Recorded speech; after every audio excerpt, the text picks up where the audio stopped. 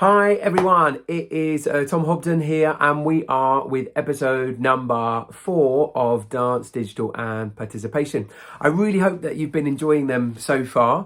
For those people that don't know me, my name is Tom Hobden and I am the man of Unit, and we want to see everybody dancing every day. So if you haven't danced today, then I should get on and do it. But I've gone off topic here. So what I need to say is that today we're going to be talking to John Darvell. He is a brilliant man and he's making some amazing work, and he's been working with technology for quite a while with some really crazy ideas, and he's going to tell us all about them. So let's just jump straight in, shall we?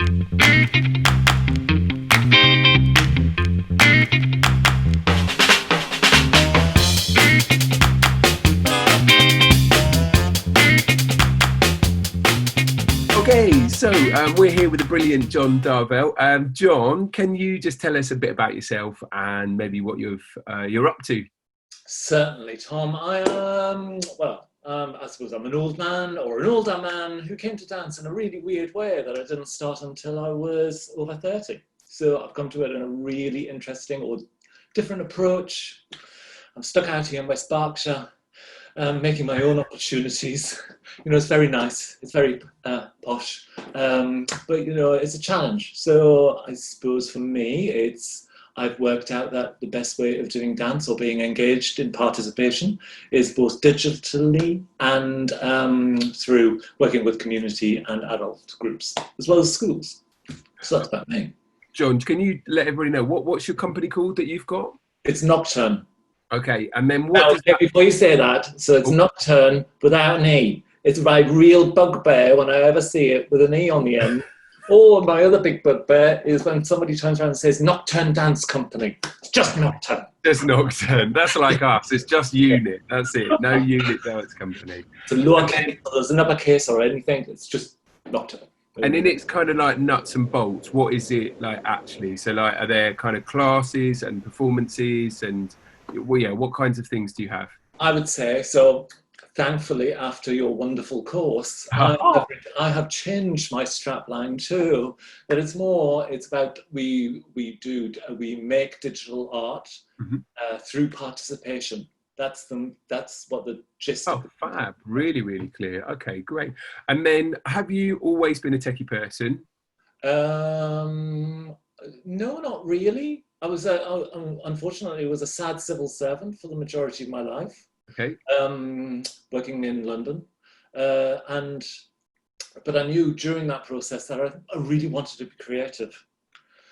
So I started playing around, I think, with Photoshop first, and then because of doing that, then I was able, during my career within the civil service, to go into a specialism. So I've become more a web design person, and I'm that really anal person who can notice when one thing is one pixel out.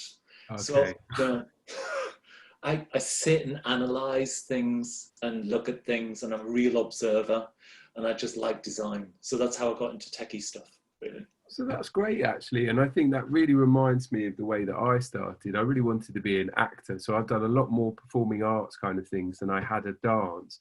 But actually now when I look back at my career, that has really allowed it to be a bit more individual than I thought it would be. Because I'm not sort of locked in lots of techniques or lots of places, but I can be sort of quite open. So it sounds like actually you took some of your old life and then smushed it with the dance life and have got this life. Yeah, definitely. And I think the business life has set me in really good stead. Okay. Because it's about writing dull stuff like reports and evaluation, and kind of the whole kind of landscape of what actually is a dance practitioner or needs to be. But most probably, if you're coming from it from just a dance angle, you might just get more of the dance element and less of the business side. So, I suppose I'm quite lucky in these kind of situations that as a one-man band for most of the time, I've got a lot of skill sets that I can just pull upon to go, I can do marketing, I can write a report, and I can do this. Amazing. And then actually just to sort of think about that digital side of things, do you have any digital tools? So like I'm really investigating CRM, customer relationship manager sort of tools.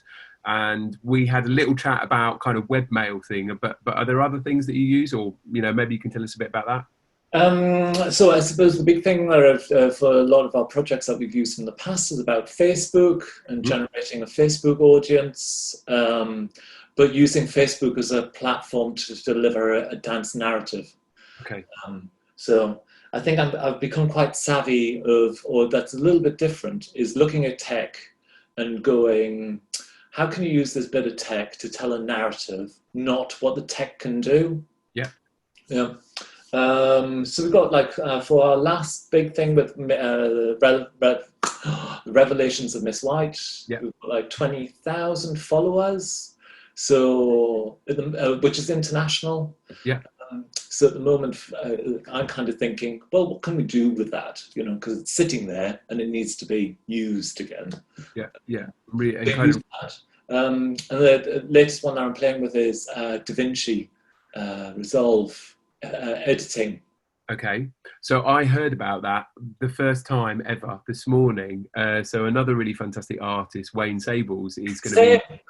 There you go. Yeah, so he told me, and I was like, "Yeah, okay, what is this?" Fantastic.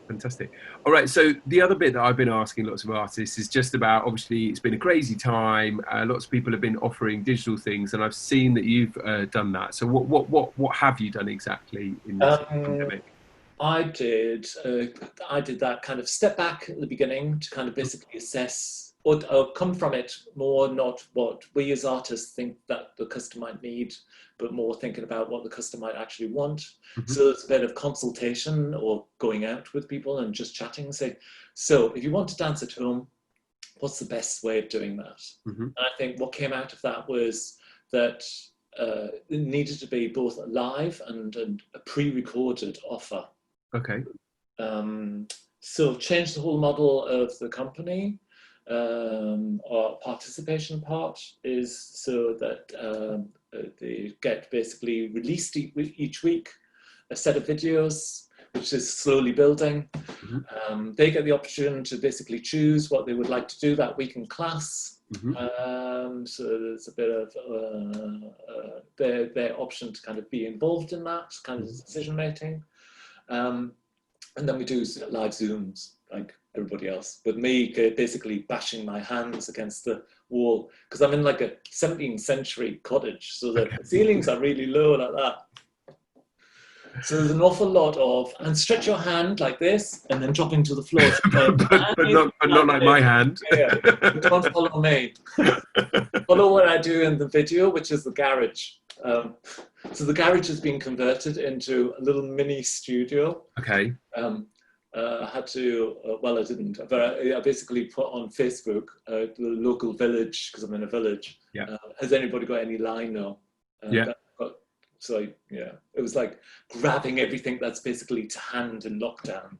I think that's the thing. I really feel like that at the moment. I keep thinking about how I can reinvent the space that I have at home for as cheap as I can to sort of do it. And I keep thinking about, which tiny bits of tech can I buy that will make, the experience a bit better, like whether it's a microphone or a camera or a light, to be able to make things work. And I think, like you say, if the flooring is right or you're in a slightly more open space, I'm a bit frustrated about having to sort of open it out and pack it all away again each day. So if you can find a space in the house, that seems to be the tip, which kind of leads me maybe to my last one. If you were allowed to buy one thing, or you were going to advise people to maybe buy one thing or something that's really changed your digital practice, what might you suggest? Okay, can I go for three? Three things. Yeah, I'd say a decent tripod.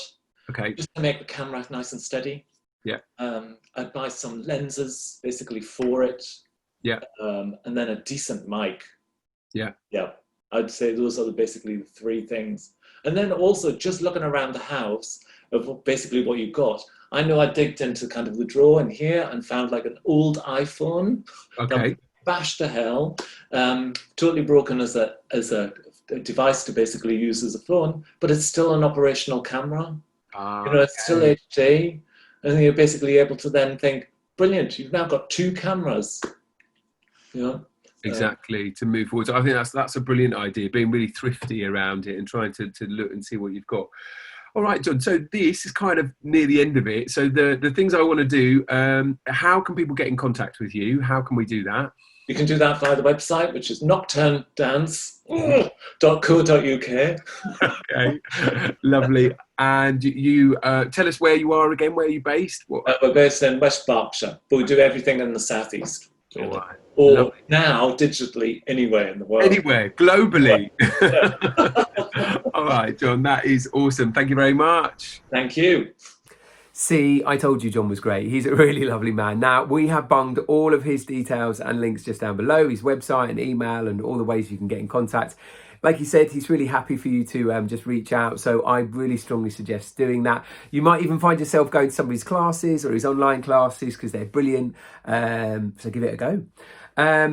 It's the same bit. I'm feeling slightly better about this. Please subscribe and like and comment below if you've really enjoyed it, and start checking out, seeing some of the other things that Unit are doing. We've got a few more things in our kind of YouTube page, so have a little scour around. Let us know what you like and what you don't. Thanks very much. Tom Hobden, over and